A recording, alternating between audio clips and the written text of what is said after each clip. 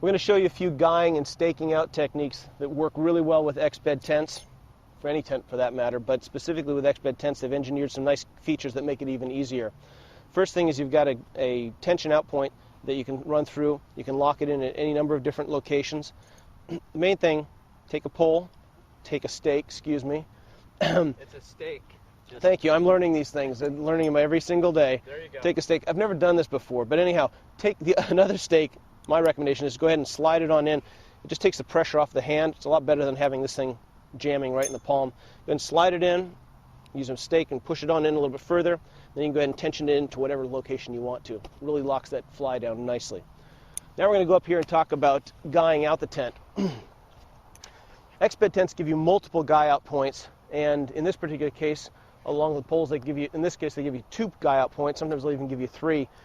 It's always better to guy directly to the pole, because then you're tying to the actual strength of the tent rather than to something that's very dynamic like the fly that can stretch. So when we tie out to the pole, in this case we like to tie out to 2 pieces and to 2 points. You open up the guy line like so.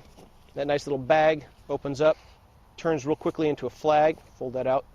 It's done in high visibility yellow so you can see it, so you're not tripping on it overnight at night. And then what we like to do is think about the approach angle, or the way that the guy lines come off of the tent.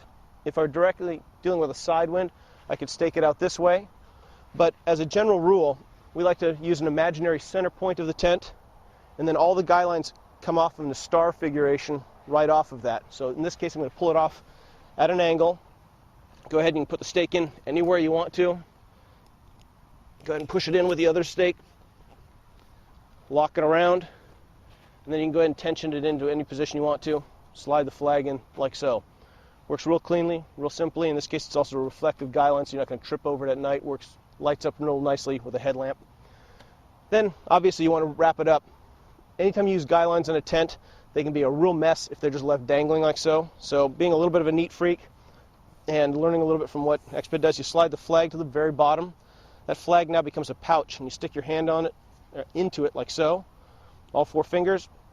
Go ahead and just take the cords and just wrap it around nice and neatly like so. And then you take it and tuck it in. If I can get my hand out, like so. Tuck it in, and then tuck it in one more time.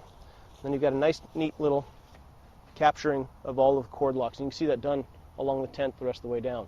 Real simple, real easy to work with, and it keeps them from getting tangled when you're storing your tent and then when you're deploying it again later on.